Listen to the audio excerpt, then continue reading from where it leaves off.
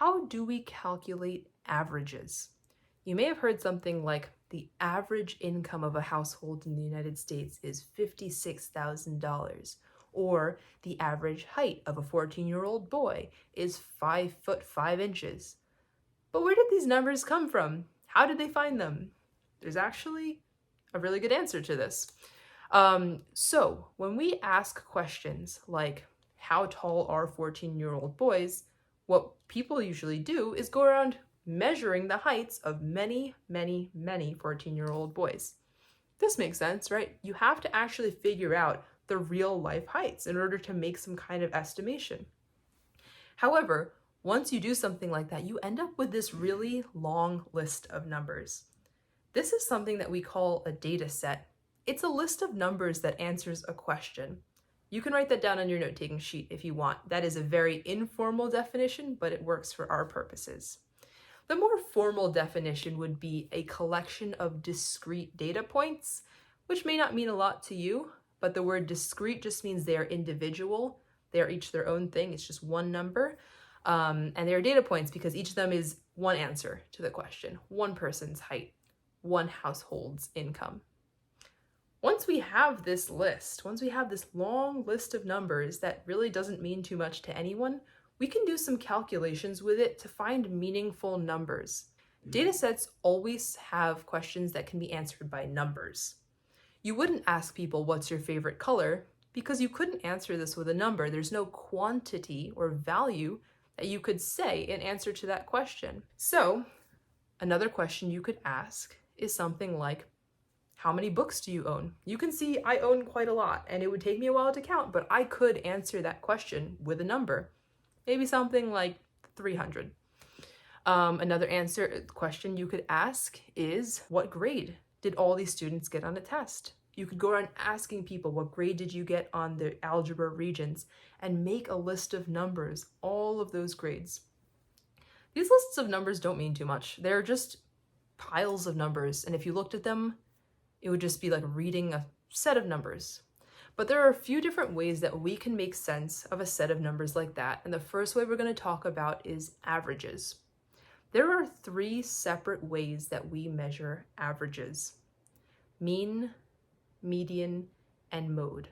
Each of those 3 things is used to find the average of a data set. Depending on what the data set is like, we're going to use a different one.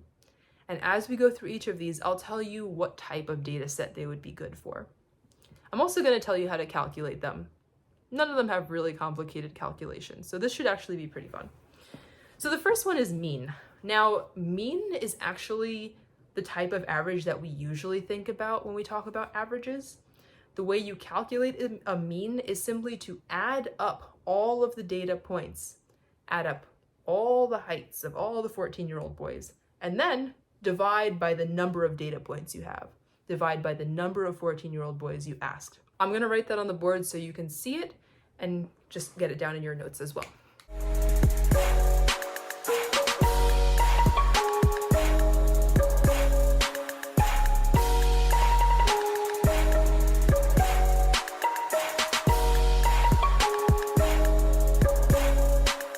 So you can see if I said something like the mean income in the United States is $47,000, what I would mean is I added up everyone's incomes and then I divided by the number of people that I asked.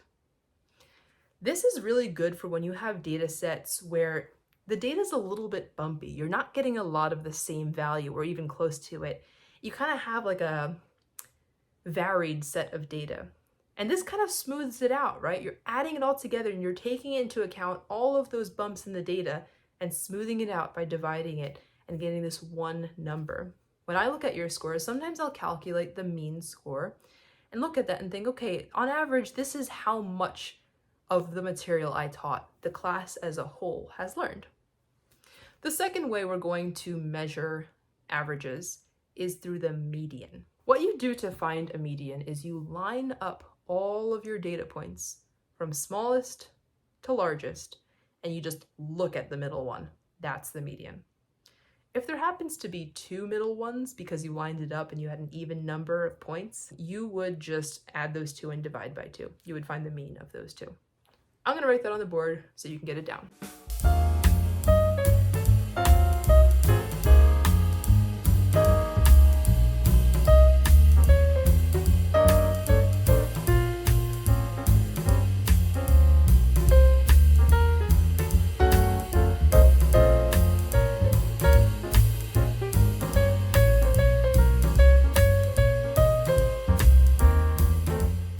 This is good for when you have what we call outliers in your data set.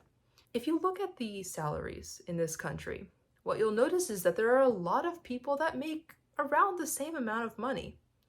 And then there are some people who make very little, and there are some people who make way too much. Those people are going to drag up the average if we use the mean to measure it, right? If we add in those billionaires that are making billions of dollars per year, it's going to make it seem like people on average make kind of a lot of money in this country.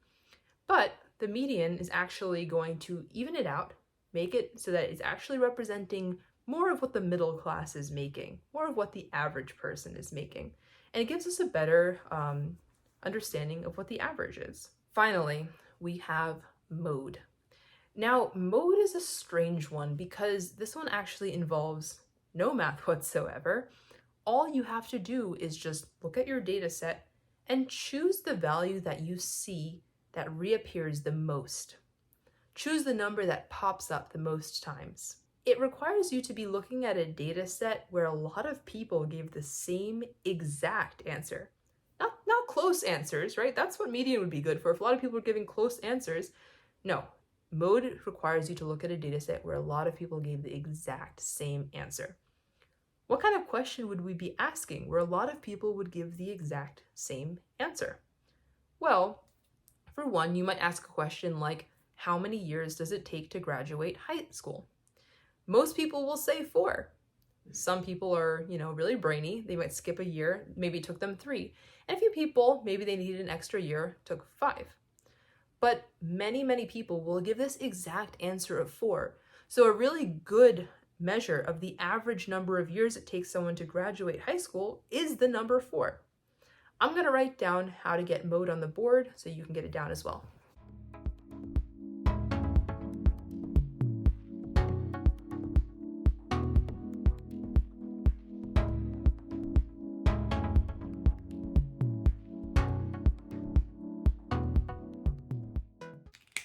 All right, that's all I'm asking you to learn today. Just understanding what a data set is, the fact that it's a collection of numbers, it's quantities, it's the answers to a quantitative question.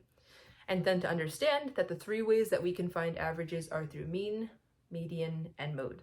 And that is it. I hope this unit is fun for you. This is a unit where we can do a lot of cool things and actually use the math to get new information, and I love that.